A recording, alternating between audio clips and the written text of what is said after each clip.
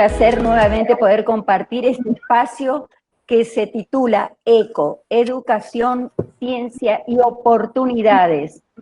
Y nuestro eslogan es Sembrando con Ciencia. Hoy tenemos variados e importantísimos participantes para que debatamos entre nosotros un tema que es muy importante, el paradigma de la educación, y para que aprendamos.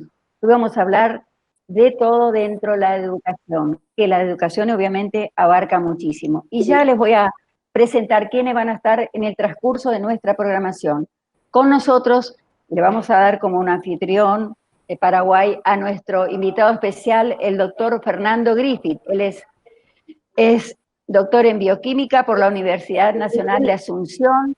Bueno, él está trabajando en el Ministerio de Educación y Ciencia ya desde hace varios años, y por supuesto que está con un equipo muy importante, trabajando también, es un gran educador. Por otro lado, lo tenemos al doctor David Buenos Torren. Él es doctor en biología y profesor de genética de la Universidad de Barcelona, director de la Cátedra de Neurociencia de BDU 1ST, que después nos va a comentar qué significa eso.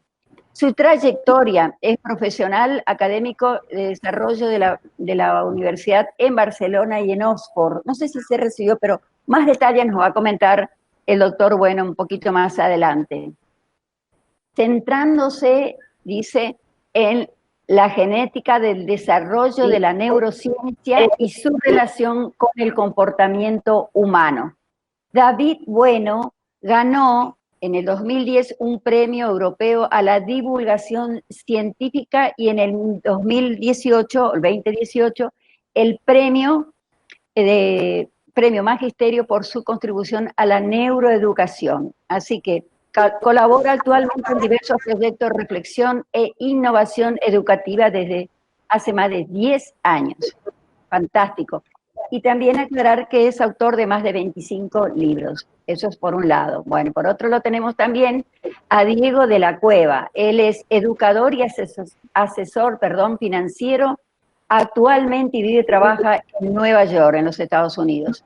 Y por otro lado lo tenemos a la licenciada Liz Mauremate, ella es directora general del Colegio Crecer aquí en Santa Rita. Así que, bueno, está la presentación hecha, no falta más a nadie, y si va entrando les damos la presentación desde ya. Les agradezco de todo corazón que estén aquí presentes a esta convocatoria que se llama Educación, Ciencia y Oportunidades. Y bueno, tenemos muchas preguntas, pero no obstante, ustedes también, entre ustedes, mis queridos participantes, se pueden hacer preguntas. Bueno, la pregunta es, vamos directamente a los niños, en este caso sí, y queremos saber como neurólogos o como neurocientíficos, si la inteligencia ya viene con la genética o es externa a la genética, perdón, la inteligencia. ¿Qué opina usted, David?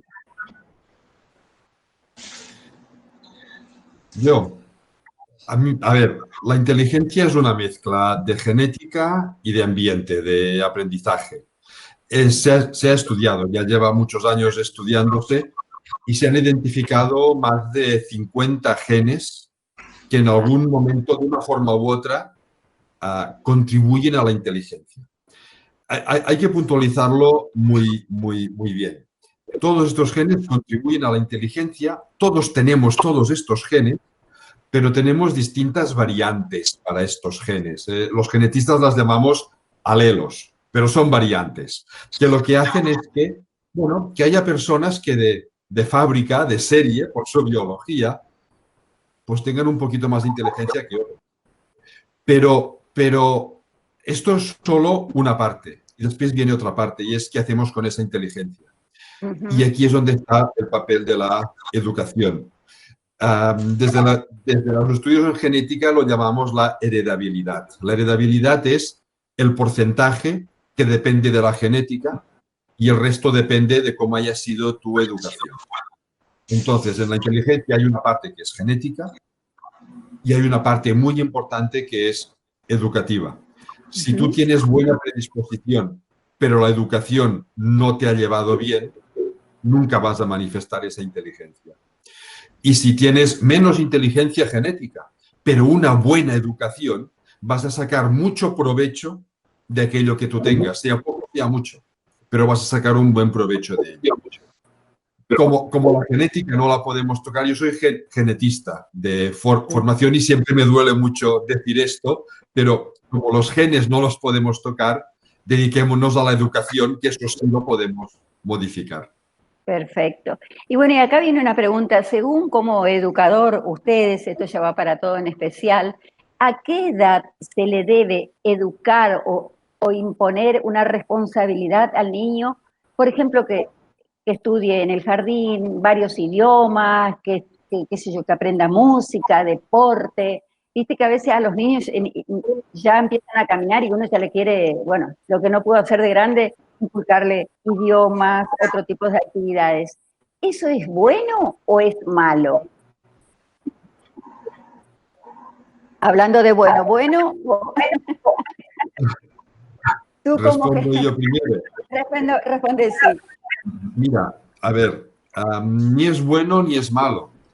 A los niños y las niñas son máquinas de aprender y aprenden todo lo que está a su alcance, pero también se cansan como cualquier adulto. Sí, claro. Entonces, si ellos aprenden, sobre todo los primeros años, aprenden como una esponja, se empapan de lo que hay a su alrededor. Es cuestión de ofrecerles oportunidades, pero sin forzarles, porque si les forzamos, se van a terminar cansando de lo que significa aprender. Y eso lo notamos en los centros educativos. Aquellos niños y niñas que se les ha presionado mucho de niños, después muestran comportamientos que a lo mejor siguen aprendiendo mucho, pero muestran comportamientos que no son los más óptimos para un aprendizaje social, colectivo, global.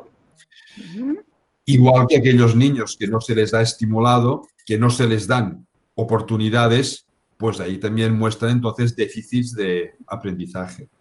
Para mí lo importante es, sabiendo que ellos van aprendiendo de su entorno, es ofrecerles oportunidades de aprendizaje, sea idiomas, pero no hay que forzarles. Quiero decir, si una familia es bilingüe, pues hablan los dos idiomas y el niño aprenderá los dos idiomas. Ahora, si queremos que además aprendan, no sé, inglés y chino y les forzamos a hacerlo como una obligación, pues se van a aburrir. Ahora, Sí. si les ponemos dibujos animados, no sé, manga en japonés, pues por su simple interés aprenderán al menos algo de japonés o del idioma que sea, ¿no? Y lo mismo con la música, obligarles a tocar el violín. El violín es un instrumento, toda la música es fantástica para potenciar capacidades mentales. Y el violín es de los instrumentos más complejos que hay. ¿Ah, sí? Obligarles, solo conseguiremos que se nos aburran. Ahora, si ellos muestran un cierto interés porque nosotros no se lo proponemos como un juego, ahí pueden aprender muchísimo. Perfecto. Y bueno, y para cruzar, digamos, estamos cruzando por una transición de la pandemia y realmente todos vivimos en entornos diferentes, desiguales, a nivel mundial, ¿eh? ¿Cómo ustedes creen que deberíamos hacer aquellos que tienen la responsabilidad de la educación en los niños, en los jóvenes, para crear un nuevo paradigma a partir de post-pandemia, digamos? ¿Cómo creen ustedes? Y aquí va también para Fernando, para todos ustedes que son educadores. Escucho. Fernando. Bueno, yo creo que en primer lugar, a pesar de todo lo que viene pasando, ¿no? Seguimos siendo seres humanos y seguimos con la misma biología, con los miedos exacerbados, con unos niveles de ansiedad e incertidumbre muy altos. Entonces nunca tenemos que abandonar nuestra conciencia de seres biológicos. Hay veces que si decimos eso, nos tratan de reduccionistas, ¿verdad? Y yo no creo que ese sea el caso, ¿verdad? Yo creo que hay veces que el propio ser humano se olvida de su propia naturaleza y de su propio diseño. Esas características que David expresaba son precisamente las que nos caracterizan, cómo aprendemos Eso no va a cambiar. No va a cambiar, no van a cambiar los efectos adversos de la ansiedad o del temor. No va a cambiar todo lo que la ciencia vino construyendo en estos años, el conocimiento de cómo funciona el cerebro o cómo funcionan las emociones o cómo funciona el aprendizaje. Eso no va a cambiar y la pandemia no nos puede cambiar eso. Lo que sí creo que hay que reflexionar muy bien sobre esa disyuntiva entre la libertad, entre la seguridad. Hay una tensión creciente entre ambas cosas. ¿Y cuáles son los efectos que va a dejar eso a nivel social, a nivel de aula, en nosotros? Eso sí creo que tenemos que reflexionar. Me preocupan varias cosas, Blanca. Me preocupa, por ejemplo, que de repente estamos discutiendo cosas que quizás no nos ayudan tanto, pero que estamos dejando de lado otras. Yo anhelo un panorama en el futuro donde este tipo de encuentros, donde le escuchamos a David hablando de cosas tan importantes, entre paréntesis, yo creo, y ya hablando de él en particular y de colegas suyos, yo creo que faltan más divulgadores científicos. Yo creo que sobre todo en América y sobre todo en América Latina, tenemos un gran déficit de divulgadores científicos, porque los tomadores de decisiones, aquellos que están haciendo reformas educativas, aquellos que diseñan planes, quizás no están al tanto de cosas que ya son muy importantes como conocimiento de aprendizaje, ¿no? David mencionaba, por ejemplo, la manera que tienen los niños de aprender, que son realmente máquinas de aprender. Y a veces dejamos la biología detrás, dejamos el humor, la competencia, dejamos el juego detrás, dejamos cosas que son los grandes activadores del aprendizaje, de la dopamina, ¿verdad? Que no hay aprendizaje sin emoción, dice un colega de David, ¿verdad? Que hace poco estuvo, le cuento a David que hace poco estuvo en Paraguay Francisco Mora, y hace poco se nos frustró un encuentro con el amigo de Blanca, a ver, ayúdame, Facundo Blanca. Manes, neurocientífico de Argentina. Nada más y nada menos, ¿verdad? Y bueno, lo que creo que falta es pasión, ¿verdad? Pasión, porque nos deja esta pandemia en una situación de incertidumbre, de temor. Esa pasión que, por cierto, Diego de la Cueva, cada vez que lo escuchamos hablar de cómo invertir, cómo ahorrar, bueno, esa misma pasión es la que queremos ver en todos, ¿verdad? Así que le envío un gran saludo a mi amigo en Nueva York, Diego. Hace rato no nos vemos. Bueno, a raíz de esto que comentaste, Fernando, la preocupación, en fin, el miedo que tuvimos nosotros, que tenemos inclusive, y hemos transmitido a los niños, y que estos niños, a través de las pandemias, niño me refiero, inclusive el adolescente también, ¿no? No me refiero a un niño de 6, 7 años únicamente, y que han pasado por distintas y variadas experiencias en su seno familiar, que le ha cambiado inclusive, creo, su forma de pensar, de actuar. ¿Ustedes creen que volverían de la misma manera que dejaron de ir al colegio? ¿Cómo ustedes le recibirían? ¿Cuál sería su forma de recibirlo a estos chicos cuando regresen al aula nuevamente? ¿Cómo deberían actuar los maestros, los educadores? Cualquiera me puede, ustedes son todos educadores, cualquiera me puede contestar esta pregunta. ¿Han pensado, gente querida? Creo que puedo responder yo, ¿verdad? Que estaré justamente a este lado, ¿verdad? Recibiendo a los niños, viendo a todos los maestros, porque hace mucho que no los encontramos. Como directora de un colegio privado, estamos siempre buscando varias maneras de ir sanando lo que los niños, los adolescentes y los propios profesores están sintiendo en esos momentos. Confieso que todos estamos en las expectativas, todas las familias también estamos buscando informaciones, a ver cómo será el próximo año. Entonces, creo que nuestro viceministro podrá darnos una pincelada de cómo piensa, ¿verdad? Desde el MEC, cómo será nuestro año lectivo, porque esa es la gran cuestión ahora, la gran incógnita, ¿verdad? ¿Será un año nuevamente virtual? ¿Será un año híbrido? ¿Será un año presencial? ¿Cómo será el inicio quizás, ¿verdad?, del año 2021? Este año nosotros ya sabemos cómo terminaremos, estamos todos conscientes, pero ¿cómo será? Yo me imagino un primer día de clases, que podamos tener un primer día de clases presencial, donde todos estarán con la sonrisa de oreja a oreja. Me incluyo y incluye a todas las familias de nuestro país y creo que del mundo también, porque hay varias situaciones en el mundo.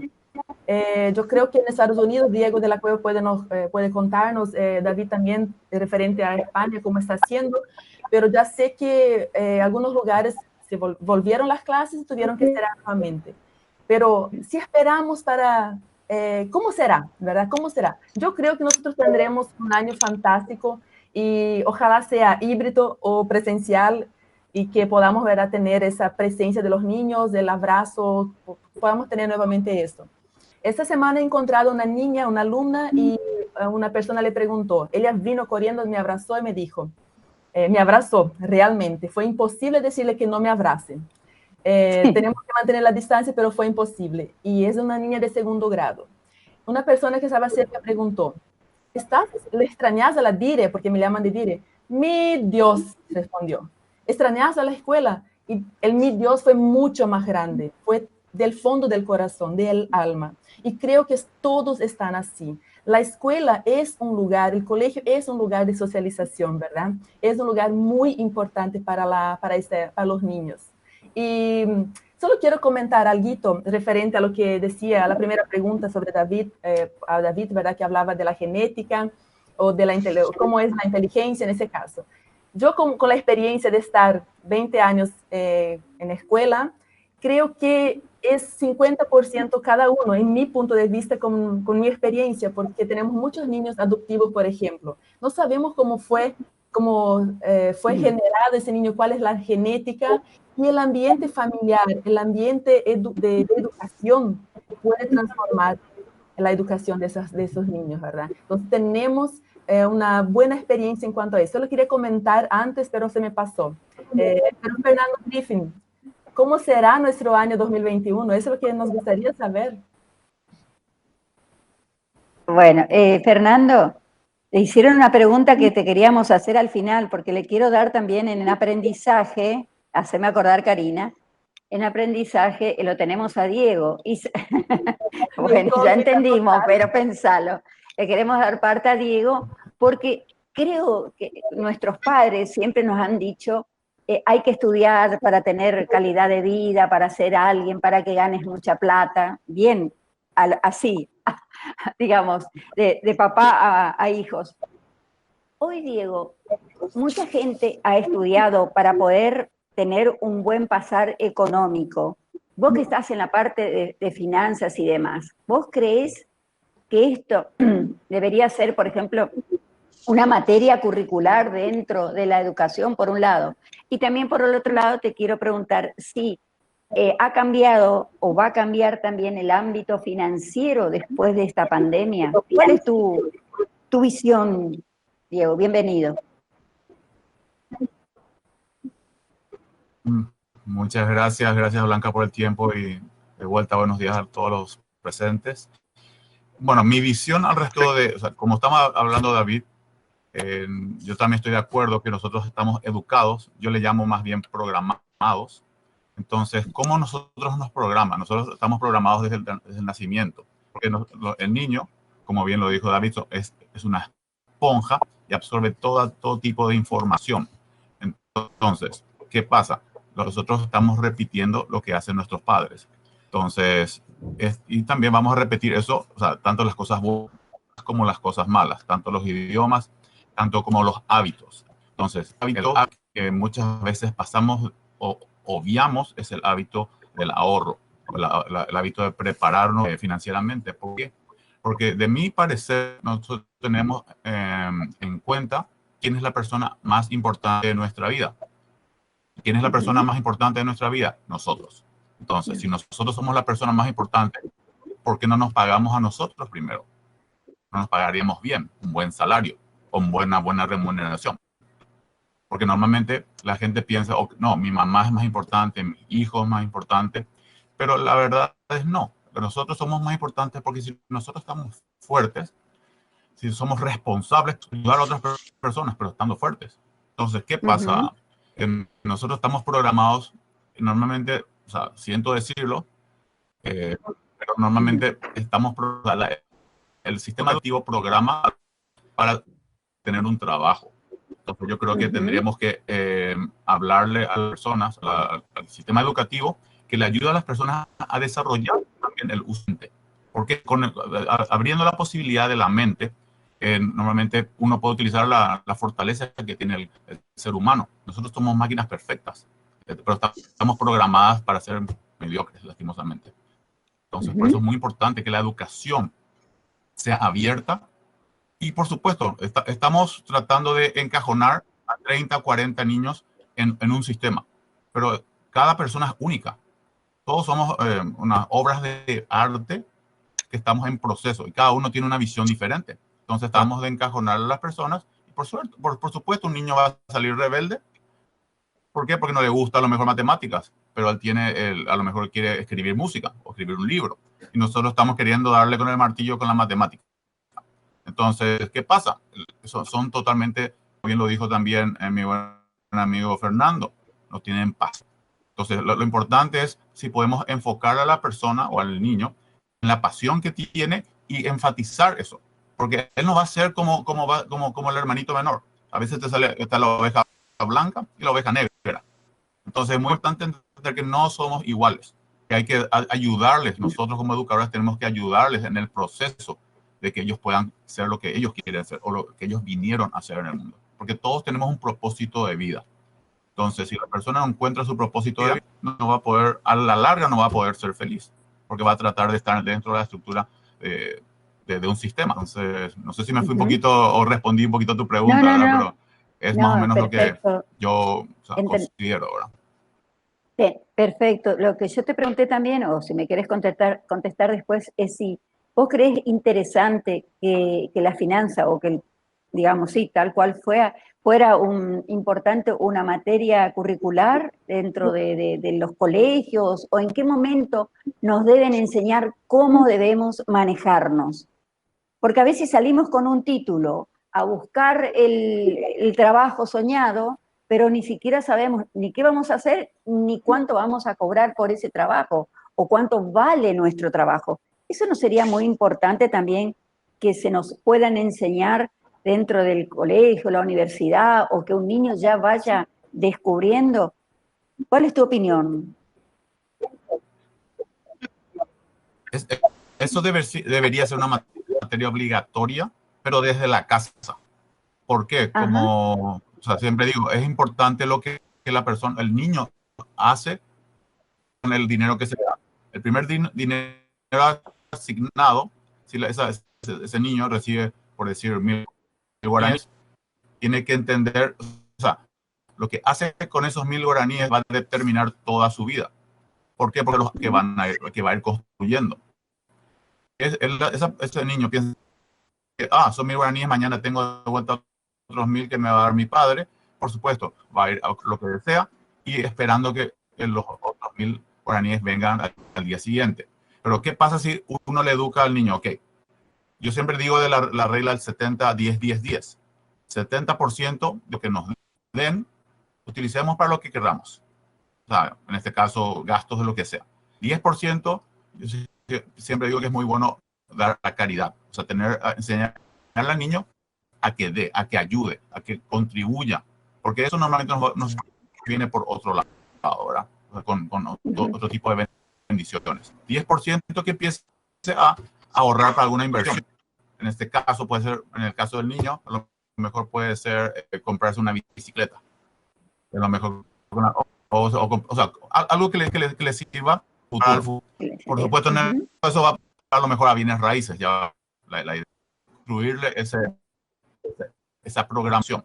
Y el otro sería inversión pasiva. Empezar a lo mejor, puede empezar con una caja de ahorro, en un lugar donde le rinda dinero, o sea, interés que puede fondo. Después ella, o sea, la idea es crearle hábitos desde pequeño Y eso no se puede lastimar esa responsabilidad al sistema educativo. Lo que sí se puede pasar al sistema educativo es una malla curricular en la cual se hable de estas cosas. ¿Por qué? Porque el dinero no es o sea, tendemos a castigar al dinero mejor por creencias limitantes que tenemos. Entonces yo creo que el dinero es simplemente un instrumento que magnifica a la persona. Si una persona es buena, va a ayudar y va a colaborar mucho más con dinero. Si una persona, por supuesto, va a hacer más, entonces ese instrumento. Creo que primero hay que desmitificar el sentimiento que una persona tiene. La persona tiene que entender cuál es lo que tiene hacia el dinero, y después de eso, por supuesto, le va a tener un aprecio y va a saber cómo utilizarlo. La pregunta sí debería estar considerada en la malla curricular, es en progreso, tenemos que saber cómo manejarlo. Doctor David, bueno, ¿qué opina usted de la inteligencia emocional? También va para Griff y para todo. Mira, a ver, lo primero es que inteligencia tenemos solo una, que suma muchísimos aspectos diferentes. Y uno de los aspectos más importantes es la gestión emocional. Es lo que muchas veces se llama inteligencia emocional, pero no es una inteligencia aparte. Está junto con todo el conjunto de la inteligencia. Para mí es un aspecto clave en educación. Diría que es el aspecto más importante en educación, porque la gestión emocional es lo que permite que una persona pueda desarrollarse en la dirección que ella misma quiera. Es lo que permite esta regla que nos comentaba Diego del 70, 10, 10 y 10, es la que permite que cuando tienes todo, el 100, no te lo gastes todo, sino que estés pendiente de, pues 10 va a ser para esto, 10 va a ser para lo otro. Si no hay esta gestión emocional, el impulso es, lo tengo, me lo gasto. Y ya está. Para mí es lo más importante, no solo para esto, sino también, por ejemplo, a los adolescentes. A los adolescentes les encanta estar juntos, charlar, ir a jugar a fútbol o a lo que sea. Pero también tienen que estudiar. La inteligencia emocional es lo que les permite decir, sí, voy a jugar un rato al balón, pero después voy a casa a estudiar porque tengo que hacer lo que sea, tengo unos exámenes o unos trabajos. Sin esta capacidad de gestión emocional, ¿el impulso cuál es? Me lo estoy pasando bien con mis amigos porque tengo que irme a casa a trabajar, con lo bien que estoy aquí jugando a lo que sea. Y es una capacidad que todos tenemos, también es biológica.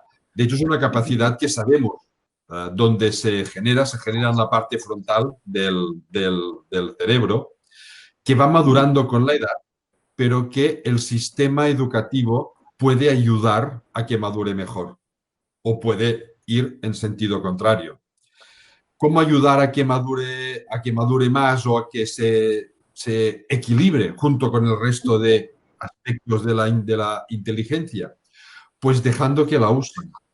A mí me gusta mucho una comparación. Igual que un culturista, estas personas que van mucho al gimnasio para hacer grandes músculos, para hacer sus grandes músculos no tienen suficiente comiendo mucha proteína, sino tienen que ir a entrenarse. En la educación es igual. Si queremos que gestionen sus emociones, debemos dejar que las gestionen, porque cada vez que lo hacen, están entrenando el cerebro a hacerlo mejor la próxima vez.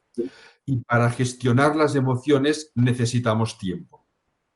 Las emociones son impulsivas y la gestión emocional, la inteligencia emocional, es reflexiva. El impulso es más rápido que la reflexión. Si no les damos tiempo para reflexionar, van a ser impulsivos y no aprenderán suficientemente bien a gestionar sus emociones. Eso significa que hay que darles tiempo en las clases, en casa, en cualquier sitio, pero no hay que ir con prisa. La educación es un proceso que se cocina lentamente. Tienen que disfrutar con lo que hacen, tienen que poder opinar sobre lo que hacen. Después ya lo reconduciremos nosotros, que somos los docentes, ¿no? Pero ellos deben poder opinar. deben poder decidir algunas cosas dentro del centro educativo. Cada vez que tu cerebro trabaja los procesos de decisión. Digo, podría hablar mucho rato sobre emociones, porque creo que es un aspecto importantísimo, pero también solo para terminar con esta pregunta que me has hecho, Blanca. Otro aspecto importantísimo es saber qué emoción necesitas en cada instante. Antes salía, estamos transmitiendo un cierto miedo a nuestros alumnos o a nuestros hijos. Es cierto, lo estamos transmitiendo, tenemos miedo de contagiarnos, miedo de perder nuestro trabajo, miedo... Bueno, el miedo es una emoción. El miedo es una emoción que puede ser útil. El miedo es lo que nos permite huir cuando hay un peligro. Pero huir. Hay otras emociones que ante un peligro también son muy positivas. Por ejemplo, la persistencia, el hecho de persistir, el hecho de insistir en algo, el hecho de ser curiosos. La curiosidad nos permite examinar aquello que nos da miedo para sacar lo bueno que también puede tener. La gestión emocional pasa por reconocer, tengo miedo, pero ahora no me interesa tener miedo. Debo ser curioso. Y la gestión emocional es lo que nos permite cambiar y, por lo tanto, dirigir mejor nuestra propia vida. Para mí es clave. Por ejemplo, el miedo podría activar la creatividad, por ejemplo, ante un miedo de quedarte sin trabajo o de perderle a alguien. ¿Usted qué opina, Fernando? Hola. Bueno, yo creo que no. Perdón, es que no encontraba otra vez. Yo creo que no. Yo creo que el miedo no es un buen amigo de la creatividad. Creo que no es un buen amigo. Para mí no. Quizás David ahí me va a corregir, pero no. Para mí que el miedo es un mal amigo. El temor racional, bueno, racionalmente lo entendemos porque así como dice David, el temor o el miedo nos puede salvar la vida, pero para lo que no estamos diseñados es para vivir en temor. Que ese temor se prolongue en el tiempo y que el cortisol y toda la cascada de acontecimientos bioquímicos nos vaya destruyendo hasta el sistema inmunitario. Para eso no. Pero la creatividad es un proceso que requiere de pasión. O sea, no hay creatividad si no hay pasión. Uno tiene que casi obsesionarse por algo y ese es el primer paso de la creatividad. Y luego viene, a diferencia del pensamiento lógico lineal, la creatividad es asociativa. O sea, vamos asociando cosas que aparentemente no tienen nada que ver y eureka, sale un momento. En un momento sale la idea creativa que finalmente es un gran aliado de la ciencia también, ¿verdad? Entonces, nosotros para ser creativos en este momento primero tenemos que cuidar la pasión, no perder la pasión. Y eso es lo que vemos a veces en las aulas, que hay procesos de aburrimiento, que es quizás el peor enemigo junto con el miedo de la educación. Tenemos que apasionarnos porque si no, no vamos a ser creativos, no vamos a poder sobrevivir como especie largos tiempos si no volvemos a una conciencia, porque esa creo que es la palabra clave, de nuestra verdadera naturaleza, de a dónde podemos llegar, de todo el potencial que hay en un ser humano. Somos grandiosos, nuestra biología sobra para muchas cosas, pero vivimos en sociedades que quizás no han aprendido aún a llevarnos hasta nuestro máximo potencial, sino todo lo contrario. La mayoría de los seres humanos terminan como sombras de lo que debieron haber sido en función al potencial que tenían.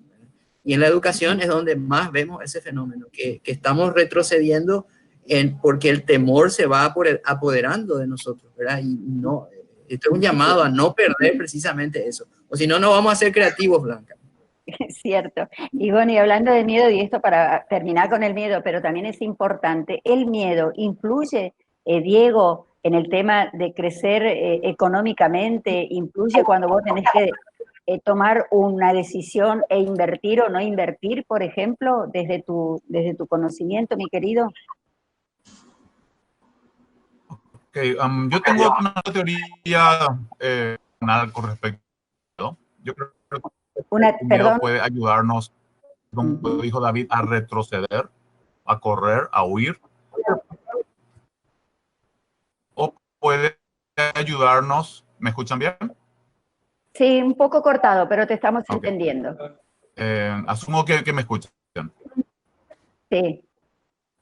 Ok, perfecto.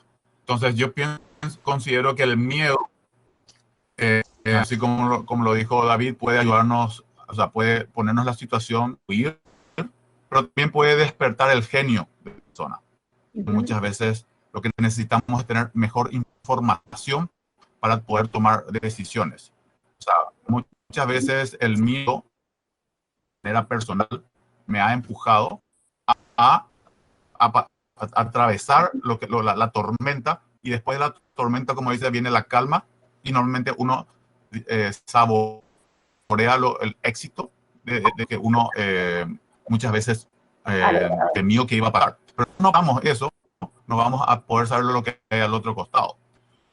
Entonces, yo creo que el miedo puede despertar el genio de la persona, porque puede enfrentarte, o sea, vos te enfrentas a tu peor enemigo, y casi siempre ese peor enemigo finalmente está en la mente, somos nosotros mismos. Entonces, la idea es cómo podemos manejar mejor esas emociones, y de acuerdo a eso poder manejar el miedo. El miedo te puede tanto tumbar o paralizar, o te puede impulsar para salir adelante. En las guerras normalmente vemos eso, ¿verdad? Una persona está totalmente atrapada, tiene miedo, pero tiene dos opciones: o se queda o muere, o sale a tratar de ganar y salir adelante, ¿verdad? Entonces, yo creo que sí, el miedo puede tener dos aristas. Sí, Fernando. Entonces puede ser eso le decía bueno, Diego, puede ser malo, pero dependiendo de la persona, de las habilidades que cada persona desarrolle, y de la manera de cómo controla su mente. No sé si respondí a tu pregunta, Blanca. Sí, no, quiero opinar, Fernando. Diego, no, le decía a Diego que eso es totalmente biológico, porque la respuesta al miedo, estoy hablando de la química del miedo, la respuesta se llama precisamente fight or flight. Y entonces están siempre las dos opciones, pero ahí es donde juega también nuestras dos cosas muy importantes. Uno, nuestros distintos rasgos de personalidad, que es una verdad biológica también. Y segundo, nuestras experiencias previas. Ustedes saben que los seres humanos, como decía, hay un compatriota de David, el ser humano es un poco su propio pasado, ¿no? Uno cuando está mirando a una persona no está mirando a esa persona, está mirando a esa persona y a todo su pasado. Entonces, muchas de esas experiencias previas determinan nuestra conducta ante el miedo. Pero es verdad lo que dice Diego, es totalmente biológico. Totalmente. Bueno, acá hay un tema muy importante que... Blanca. No sé, me parece... Sí, te escucho, sí. Opina, mi querido. Adelante, Diego. Discúlpame, creo que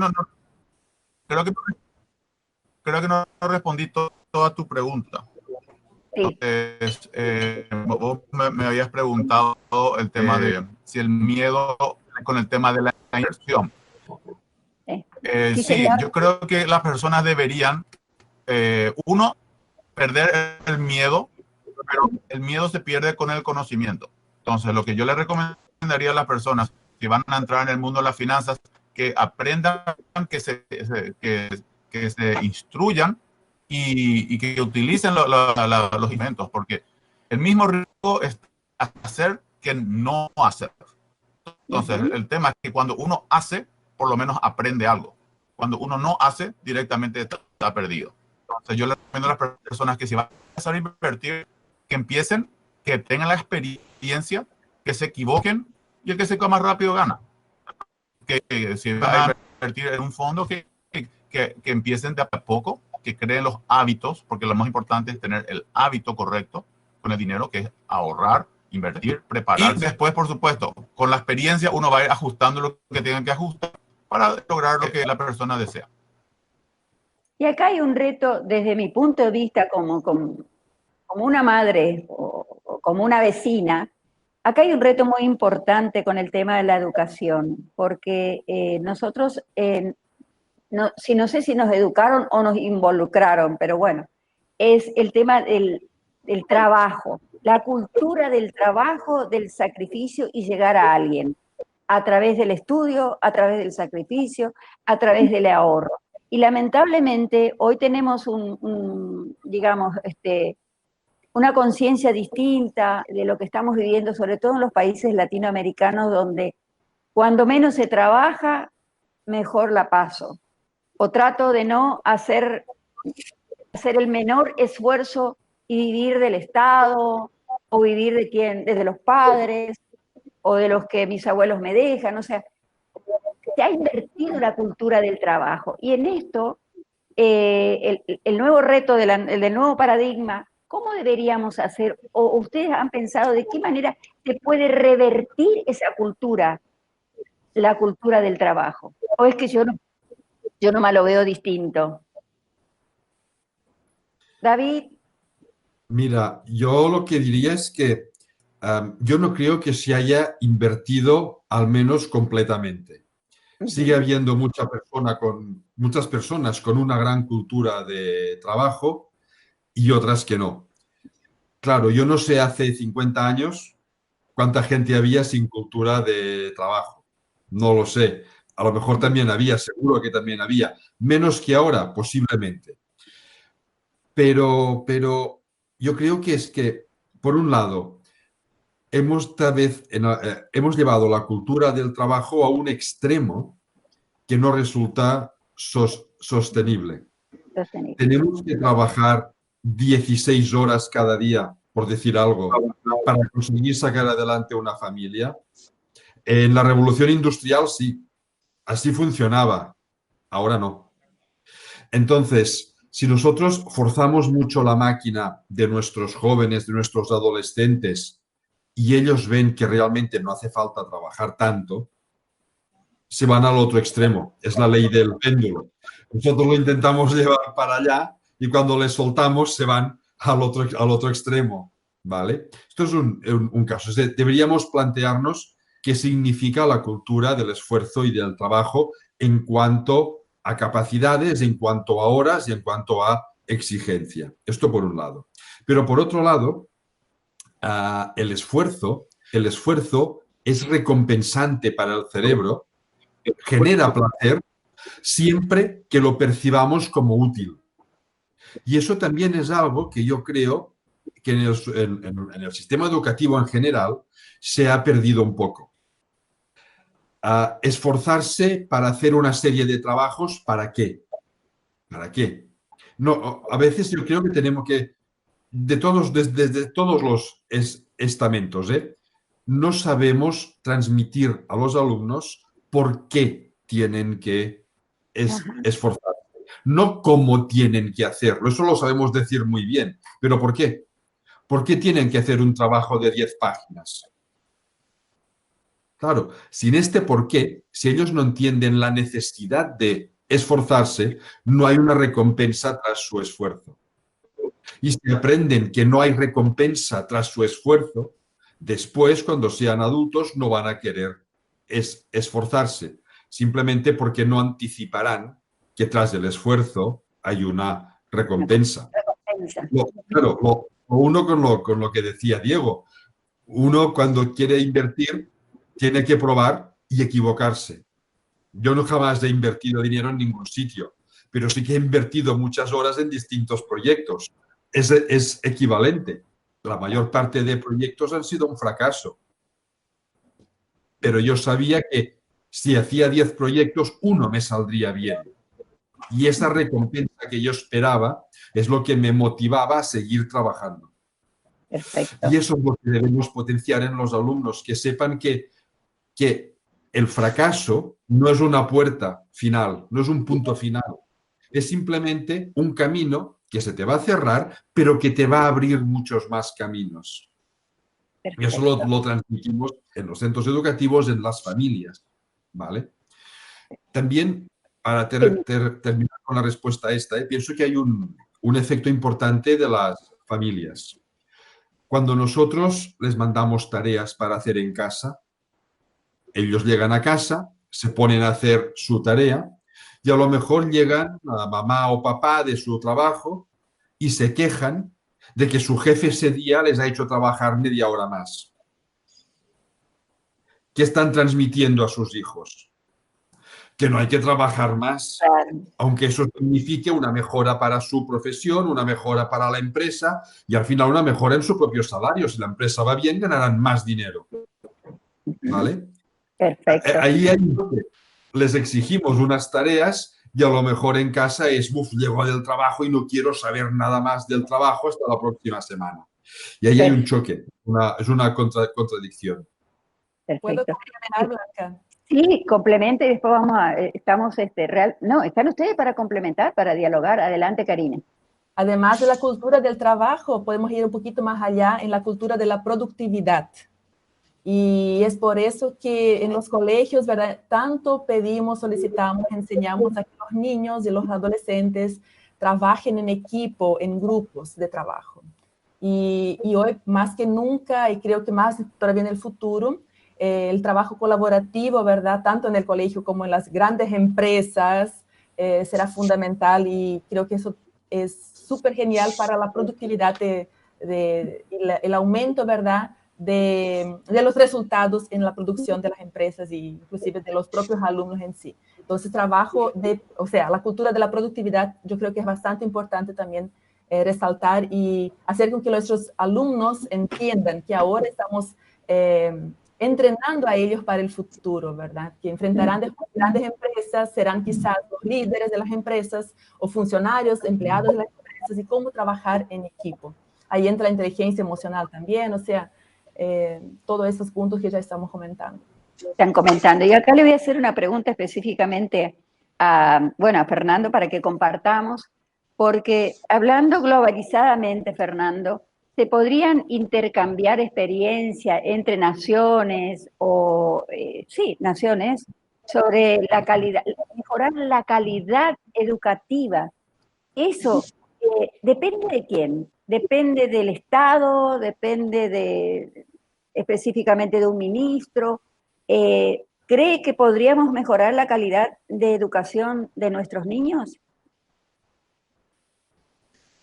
Yo creo, Blanca, que siempre hay espacio para mejorar, pero yo insisto en que tenemos que conocernos.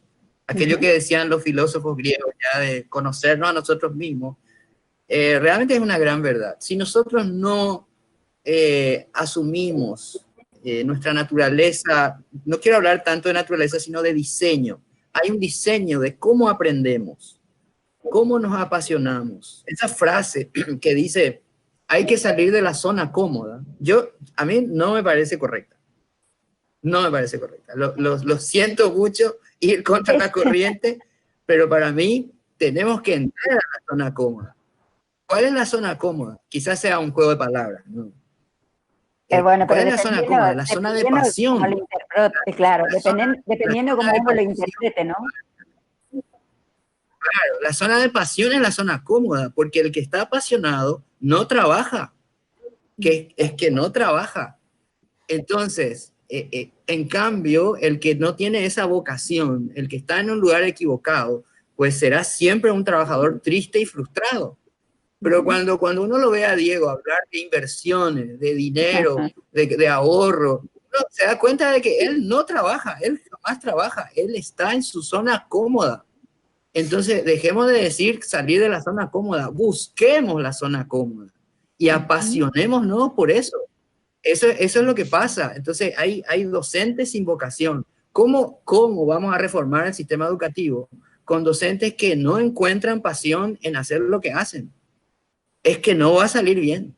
Entonces, ¿cómo nos reformamos? Bueno, eso sí que exige mucha inteligencia, porque si ya tenemos hoy en Paraguay 80.000, 90.000 maestros en el sistema público y otros tantos en el privado, y sabemos, porque lo vemos, muchos de ellos están apasionados y son excelentes, y otros no. Y pero otros no, tengo que decirlo.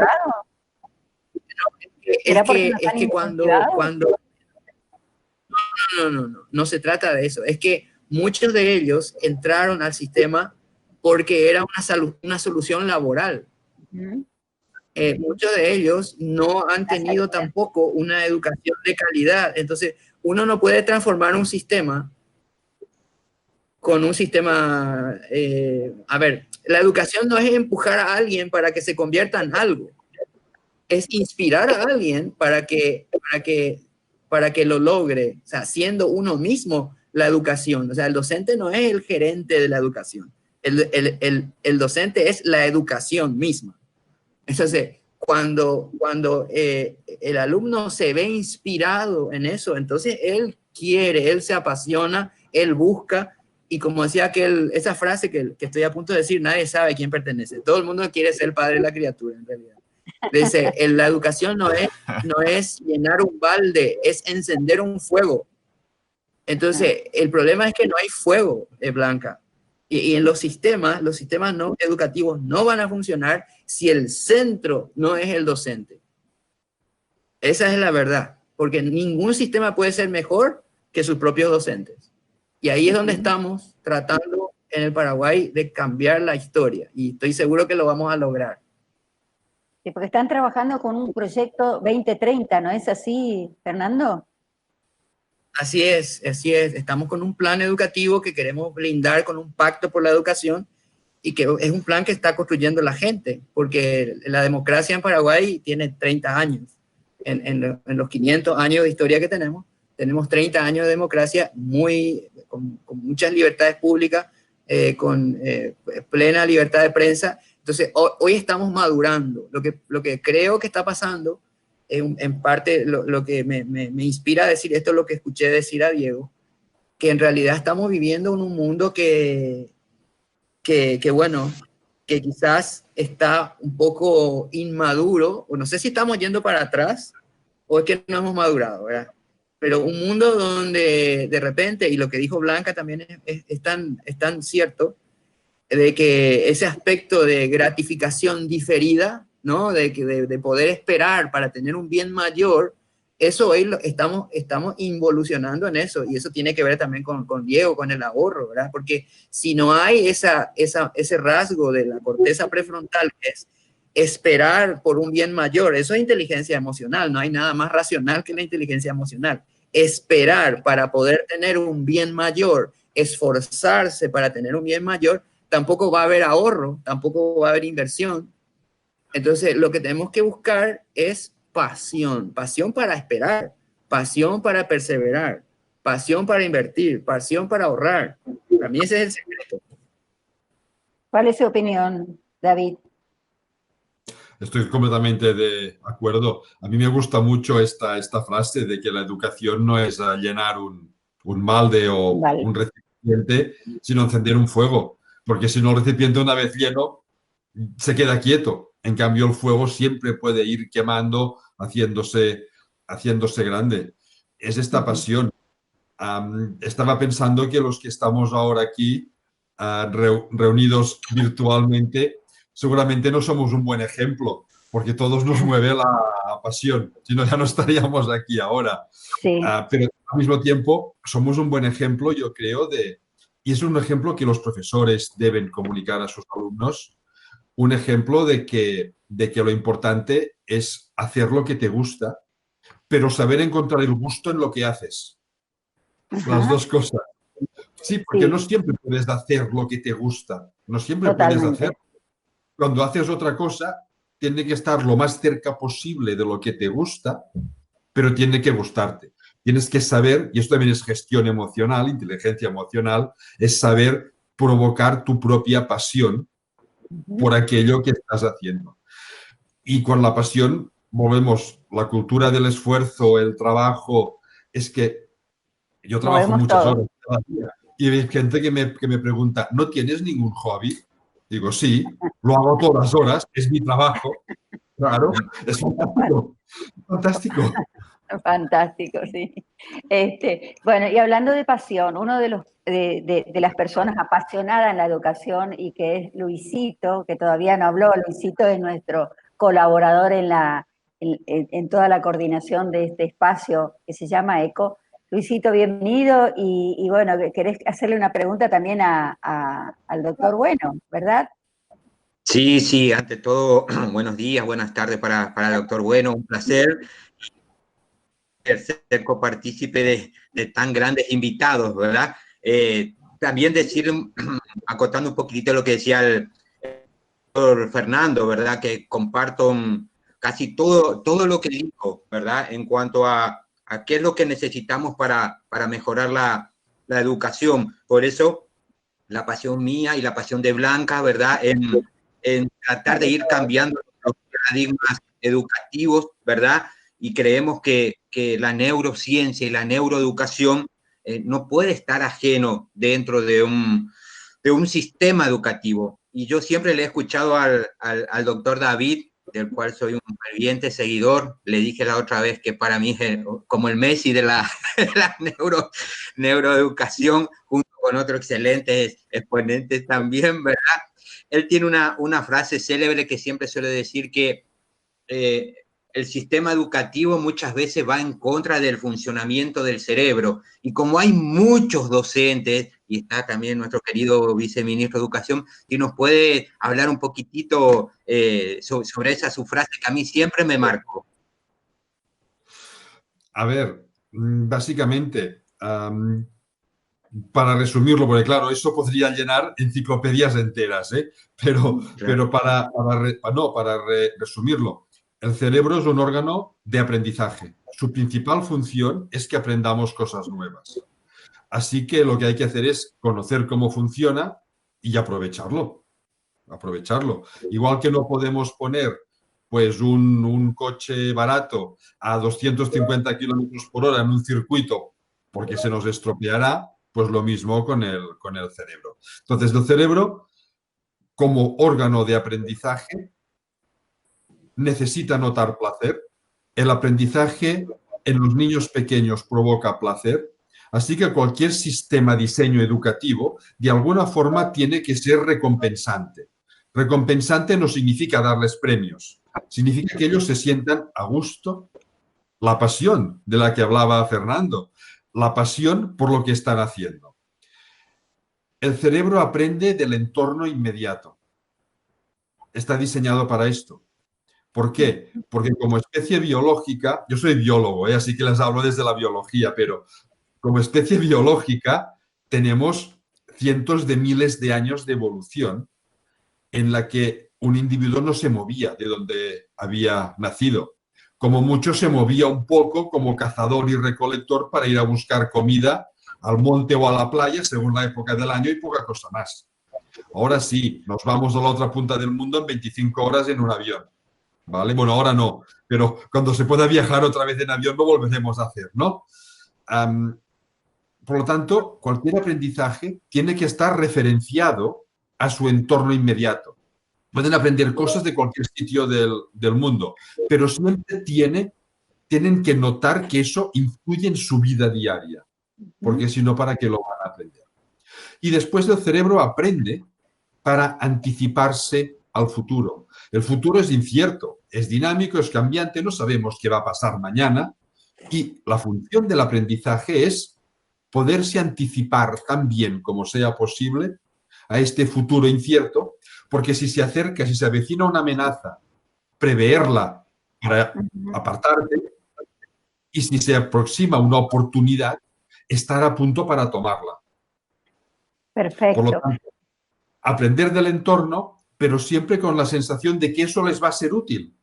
No sabemos para qué, no sabemos cuándo, pero les va a ser útil en algún momento de su vida. Entonces, sí, yo creo que con estas 4 cosas y muchísimas más, estamos aprovechando el diseño del cerebro. Perfecto. Bueno, yo vamos a hacer como una franja, un espacio especial para que entre ustedes se hagan unas preguntas. Me imagino que tienen preguntas y después les vamos a dar el cierre final porque sabemos que cada uno tiene un compromiso importante también que hacer durante el día. Así que desde ya te doy la palabra, Karine. ¿Querés hacer alguna pregunta a nuestros amigos de esta sala? Por supuesto. Sí, además de la pregunta que ya he hecho para nuestro viceministro, quisiera hacer más una pregunta a él mismo. Tengo muchas preguntas, pero hagamos corta. Sí, el tema está en que sabemos que realmente el año 2020 nos preocupamos muchísimo con la salud, además de todo el tema de la educación. Ok, pero ¿cuál es el impacto, desde tu punto de vista, viceministro, en cuanto a la educación a futuro? Sabiendo que nosotros ya estuvimos en el ranking, allá abajo, en el penúltimo, el último lugar más o menos, teniendo en cuenta la prueba PISA. ¿Y cómo será para recuperar estos años, o sea, este año? Porque acá en la zona escucho muchísimo la frase, el año está perdido. El año está perdido. ¿Cómo es desde el punto de vista tuyo, viceministro, en cuanto al impacto futuro de la educación en Paraguay? Bueno, es una pregunta muy profunda. Yo creo que la respuesta que más se le acerca que más se acerca a la realidad es depende, ¿no? Depende. Para algunos, el año está perdido. Para otros, es un año ganado. Es un avance extraordinario. Yo creo que en estos momentos donde hay un sacudón, un pequeño segmento de ARN sacudió al mundo como nunca antes. Y en esos momentos de sacudones siempre hay distintos abordajes, distintas situaciones. Los que ya estaban en dificultades aumentan sus dificultades. Los que pueden tener una conexión estable de internet y un dispositivo móvil, pues tienen una gran oportunidad. Los que toman esta situación de una forma tienen un destino, los que toman de otra forma tienen otro destino. Decía Victor Hugo, el gran escritor francés, decía, el futuro tiene muchos nombres. Para los débiles es la dificultad. Para los temerosos es la oscuridad. Pero para los valientes es la oportunidad.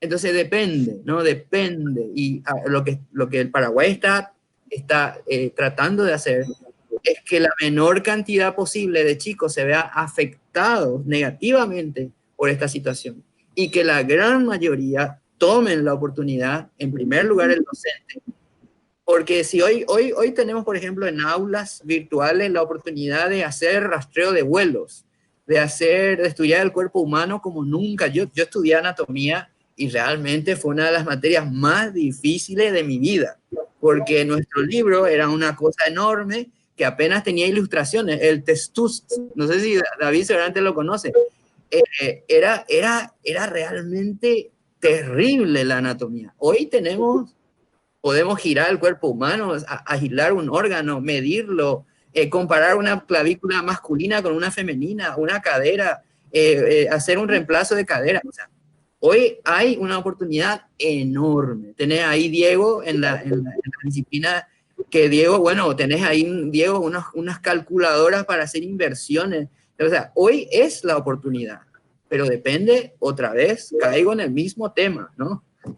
En que algunos que están apasionados verán la oportunidad y los que lastimosamente por sus experiencias previas, por su sistema de creencia, y de eso no hablamos, deberíamos hacer un programa solamente para hablar de esas creencias que David lo mencionó de pasada, que lo que cree una persona también influye mucho sobre el futuro que le espera, ¿no? ¿Cómo va a haber perseverancia en alguien que no cree que es posible, que no tiene fe en sí mismo? No va a haber perseverancia. ¿Cómo va a haber imitación de modelos si es que yo creo muy poco de quien estoy imitando? O sea, no voy a querer parecer, voy a rechazar la imitación, no voy a querer jugar con quien no me cae bien. O sea, influye mucho nuestras creencias. Entonces, esas creencias son las que finalmente me hacen conquistar. Bueno, eso la ciencia lo sabe, ya, ¿no? El efecto Jacobson, el efecto Pigmalión, el efecto Golem, todo eso es arquitectura de nuestra psicología, de nuestra biología. Entonces, la respuesta es muy compleja, muy compleja. Lo que sí te puedo asegurar es que la institución, la nave nodriza que está llevando la educación en Paraguay hoy, está determinada a hacer lo mejor posible con todo lo que tengamos a mano. Hoy tenemos 1,5 millones, imagínate, 1,5 millones de alumnos y docentes con cuentas de Office 365 creadas, o sea, con Teams, Claro, hay un grupo que no se puede conectar porque no tiene conectividad, hay un grupo al cual hay que llegar con materiales físicos porque es la única forma como vamos a llegar a ellos. Pero bueno, es la situación que tenemos que enfrentar, pero la mejor aliada es y será siempre, el mejor aliado será el que nosotros creamos firmemente que lo podemos hacer y que estemos apasionados en eso.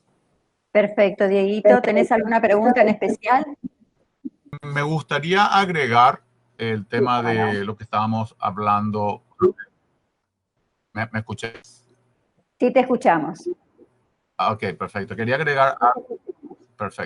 agregar nada más que nosotros normalmente la programación que tenemos y por la cual no utilizamos muy bien el dinero es que tenemos la programación que tenemos que deber para tener. Entonces, es muy importante entender que la gratificación, así como bien lo dijiste anteriormente, la gratificación instantánea es lo que nos hace o nos empuja a que nosotros cometamos esos errores. No balanceamos bien el querer versus el necesitar. Entonces, si nosotros podemos entender que necesitamos algunas cosas, pero queremos muchas, entonces vamos a empezar a tomar prioridades. Y aparte que también me gustaría agregar eso, que la mejor manera, como yo visualizo el futuro laboral, sería, yo llamo normalmente, hago una categorización de 3 maneras. La primera categoría es la persona que intercambia su tiempo por dinero. Entonces, que normalmente le llamamos trabajo, ¿verdad? Después están las personas que intercambian sus servicios. Entonces, las personas que a lo mejor algún abogado, algún doctor. Pero yo creo que la manera futura de hacer dinero y la cual nosotros podríamos emplear en este momento para generar independencia financiera es resolver problemas. Porque todos tenemos una habilidad especial. Todos podemos aprender a mejorar ya que tenemos y ver cómo poder a la sociedad. Entonces tenemos que resolver problemas. Una vez que resolves problemas, ¿qué haces? Lo sistematizas y lo aplicas. Entonces, cuando tenés un margen más amplio, cuando puedes ayudar a más personas, como simplemente ayudando a 1 millón de personas. Entonces, ayudemos a ayudar y yo estoy seguro que vamos a construir un país mejor. Fantástico. Eso me gustaría, Fernando, quería agregar. No, fantástico tu acotación, Dieguito. Fernando, ¿querés preguntar algo? Vamos a cerrar con nuestro súper invitado especial, David Bueno, también. Pero Fernando, te doy la palabra.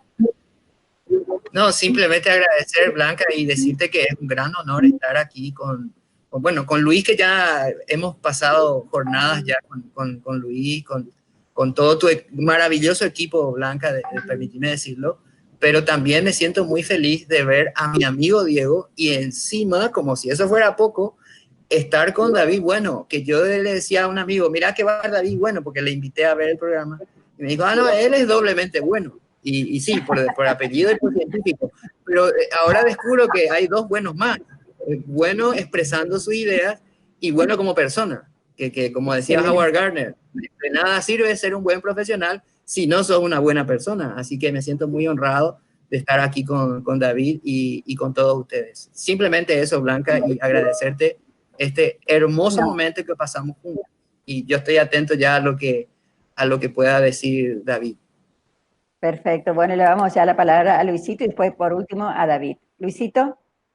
Sí, simplemente igual palabra, muy reconfortante, muy agradecido y muy emocionado por el programa de hoy. Creo que hemos aprendido muchísimo, ¿verdad? De todos los que fueron copartícipes en este programa y la cantidad de gente que vio. Así que agradecido al doctor David por siempre su generosidad, como dijo, al doctor Fernando, que nos vamos a conocer, seguramente tendré la oportunidad de conocernos, a la directora Carini y por supuesto al doctor desde Estados Unidos, que fue magistral también todas sus acotaciones, al doctor Diego. Un abrazo. Tenemos que aprender mucho más, Diego. Ante todo, antes de darle la palabra a David, yo también les comprometo que si bien les robé el tiempo, creo que es muy importante para todos porque hemos aprendido muchísimo. David, ¿cómo te sentiste? Y desde ya te comprometemos en vivo que nos sigas apoyando con toda tu sabiduría, con tu experiencia, desde allí, desde lejos, pero muy cerca de nuestro corazón. Pues yo me he sentido fantásticamente bien, la verdad. Y de hecho lo que quería era felicitaros por esta iniciativa y tantas otras. Creo que no es fácil hacer coincidir en un mismo instante, aunque sea virtualmente, pero hacer coincidir un viceministro, por lo tanto una persona con poder de decisión real en el campo de la educación, creo que es muy importante, con una persona del mundo financiero, personas del mundo de la educación. Yo creo que los cambios surgen de lo que se llaman territorios de frontera. Una ciencia pura avanza mucho, pero no hace grandes cambios. Los grandes cambios surgen de las fronteras. Y las fronteras solo se pueden crear haciendo que la gente de distintos campos nos encontremos para discutir en la frontera esta. Yo pienso que programas como este deberían ser mucho más abundantes, pero mucho más abundantes. No solo que fuesen públicos, sino también, privados, reuniones de trabajo donde tú reúnas personas de muchos campos diferentes simplemente para lanzar ideas. Y de esas ideas, 1000 no servirán para nada, pero solo que una sirva, ahí está el gran cambio. Así que felicitaros y daros las gracias por haberme invitado y haberme permitido estar hoy aquí con todos vosotros. Desde ya muchas gracias, y a todos aquellos que nos siguieron en vivo, que nos están siguiendo en vivo a través de YouTube. Les quiero comentar que este programa de televisión, como le había dicho al comienzo, este programa en vivo también se transmite en canales de televisión y se van a ir repitiendo. Les invito a todos ustedes que todos los jueves nos siguen en nuestro canal, en nuestra programación que se llama ECO, Educación, Ciencia y Oportunidades.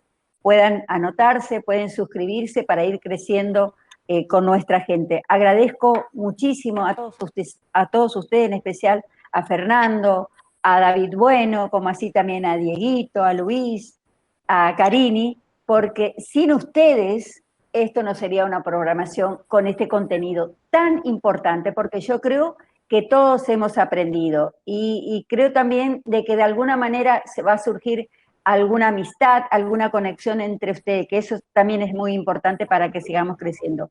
Agradezco de todo corazón y los espero en la próxima edición. En la próxima edición vamos a hablar de una pregunta que no les hice a ustedes, que si la tecnología es importante en este presente y en el futuro en el aprendizaje de los niños. De esto, como no pudimos hablar ahora por el tiempo que nos ataña, en la próxima edición de ECO vamos a estar charlando. Gracias, doctor David Bueno, muchísimas gracias de corazón, se lo digo. Gracias, Dieguito, quedó muchísimas preguntas presentes. Gracias, Karine. Y gracias, Fernando, que ya se fue porque me imagino él es viceministro y tiene muchas actividades. Luis, una vez más, gracias. Muchas gracias y hasta muy pronto. Y no se olviden que la cultura de los pueblos hace posible la unión entre las naciones. Hasta pronto.